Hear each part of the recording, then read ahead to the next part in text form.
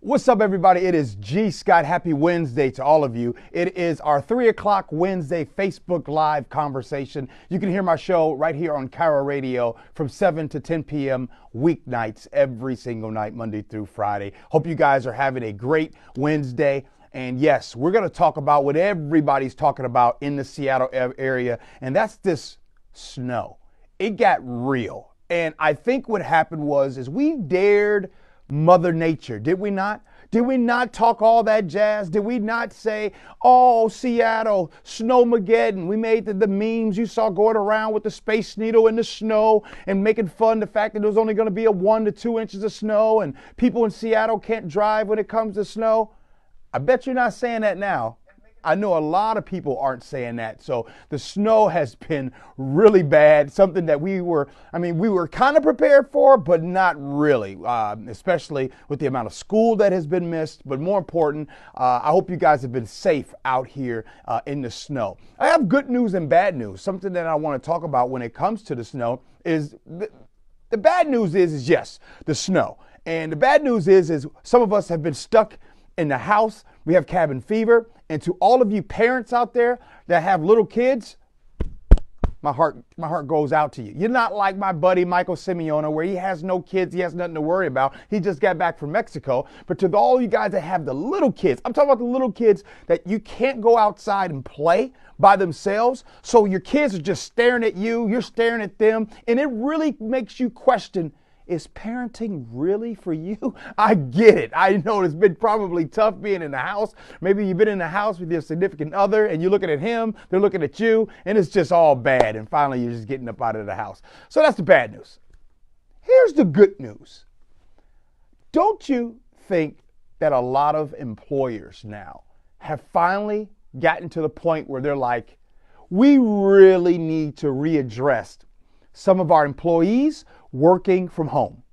That's the good news, because I think so. There have been a lot of employees that had to work from home because they couldn't get to work, and it made employers kind of get creative. I think this is a great thing because employers need to get creative. They need to quit being so, not all employers, but for the most part, you know what I mean? People just thinking like, oh, you just go to work. Sometimes employees can get more done from home and not have to worry about the commit to and from work. So I believe that right now, this whole ordeal has made some employers be able to address the workload for their employees on whether or not they need to come in or not, or maybe they need to not come in 5 days a week. Now, for all those that are in the service industry, I get it. You got to get to work, no problem. And that's another thing too, make sure you guys are checking on your neighbors. I mean, a lot of things that's been happening right now. Furnaces go out during this time, water heaters, all kinds of things happen during this time. Make sure you go ahead and do some welfare checks on your neighbors. Make sure the elderly, make sure they're good and okay. Hopefully you've helped shovel some snow a little bit. Hopefully you have not messed up your back. I got some friends that's messed up their back from being out here in the snow, so make sure you be careful of that. But again, be careful out here in the snow. And then the school. I did talk to the superintendent of schools, Chris Reckdale, and he did let me know, the superintendent of Washington schools, and he let me know that as far as the school days and everything like that. So in the state of Washington, it's 180 school days, but that's 6 hours a day. So if you go 180 by 6, whatever that total is, my math ain't good to do it right away. However, in the state of Washington, it's guaranteed that you have to have 1,027 hours, right? 1,027 hours. So each district usually kind of budgets in a little bit of the snow days and everything. So it's not going to be as bad as you think. So everybody with the jokes about going to school till July, that's not so true. As long as your school has 1,027 hours done for the year, they'll be fine. Yeah, you might have to cut out some of those early release days. And yeah, you might have to add a day or so on the midwinter break or spring break, but it's not going to be as bad as you think. So that's another thing itself. So hope you guys are being safe out there. I just kind of wanted to talk about the weather because the weather has been extreme. And the last thing I want to leave out on is this. I really hope that this has taught us all something, right? Like, and I'm being serious. So whether it's snow or any kind of natural disaster that could possibly happen, we have to make sure that ourselves and our families are okay. That includes making sure we have proper things in our cars. Do you have water bottles in there? Do you have extra batteries in there? Do you have, I mean, look, if you have a big enough trunk or something, and maybe some type of shovel, do you have snacks in your car? These are necessities, flashlights. You need to make sure that you're prepared in your car, and not just in your car, but you need to be prepared for home. You guys just saw that. We all went shopping on Thursday and Friday, and it was nuts. So it is time to start preparing and make sure that our pantries, we have extra food to be able to have. We have those things because sometimes we might not be able to get out of the house for 4 to 5 days, right? And even if you do go to that grocery store, they might not have anything. So let's make sure we're on top of that. Simeona, what we got today, brother? Yeah, so a lot of people were upset with Seattle Public Schools yesterday for closing school today. So a few of their replies on Twitter were very negative as far as closing the school since the roads are just fine. Okay, let's talk about that, all right? Okay, first of all, I just want to say, again, my heart goes out to all those with young kids, right? I'm going to be very transparent. I got big boys, right? So they're older now. If I was young, I would probably be losing my mind. But I got older kids. They're fine. They cook for themselves, do their own laundry. They're in high school, so I get it. But for those with younger kids and beyond and all that, let's have this conversation. And this is the truth. Yes, the roads are fine. There's no problem with the roads as of right now. All of the trucks have done a great job. They were prepared. They did a good job when it comes to the roads. However, a lot of these school parking lots, a lot of these sidewalks, side streets, come on now, they're not safe. They're not safe at all. And at the end of the day, yes, you might be feeling a certain way, but what we don't want, we don't even the entire state, we don't want one child to slip and fall, break their arm, break their leg. Not one. Not just your family, but not one child in the state of Washington. So though I get it, you're upset about the school, the beauty in all of this, the light at the end of the tunnel is this.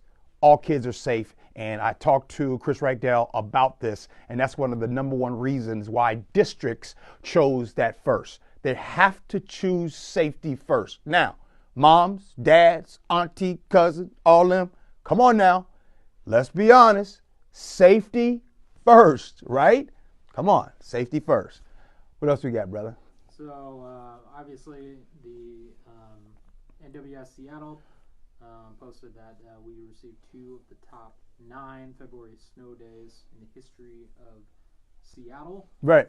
Some people have posted some unique ways of how the snow, including some igloos that they posted on social media for $2,200 rent to stay in an igloo. So some people are just trying to have some fun. I just want to say that I'm not creative at all. I mean, you know, the good Lord didn't bless me with a lot. He didn't really bless me with that much, to be honest. But I have seen some phenomenal things done with the snow. Oh my goodness. I did see the igloo. I saw that online. I think, was it KIRO kind of redid that with the whole igloo and $2,200 a month. Hey, in Seattle, you know that's going to at least go for $1,000 a month. You know that. So, man, that has been impressive. I got to tell you, all the snow. So, what was the first part you said to that, though?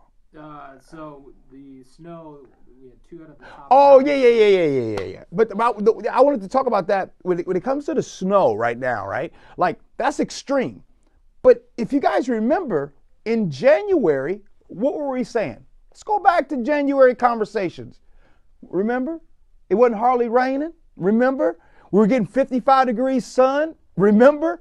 We were having conversations like, man, this is unusual. This is crazy. And then we go into February, we break records. I'm going to tell you right now, I'm not going to go into the conversation that you think I'm going to go into. I'm just going to keep it simple. Get used to extreme things happening when it comes to weather. Get used to it. That's going to be our new norm. What else you got, brother? Last thing here, it's kind of a traffic update, and this kind of goes in line with being aware of the dangers. I-90 is again closed in both directions from North Bend to Ellensburg, and will remain closed all day. So, hey, but I'm gonna tell you, look, for all my brothers and sisters that's out there on the plateau, Sammamish, Issaquah, all out there, Falls City, hey, there are some parts that they get real snow. I'm telling you. And so to go out there past North Bend, I-90, going out there towards Ellenbergs, oh, that's real deal Evander Holyfield to be going out there. I'm telling you, that is some real snow. Now, and by the way, I want to end this with this.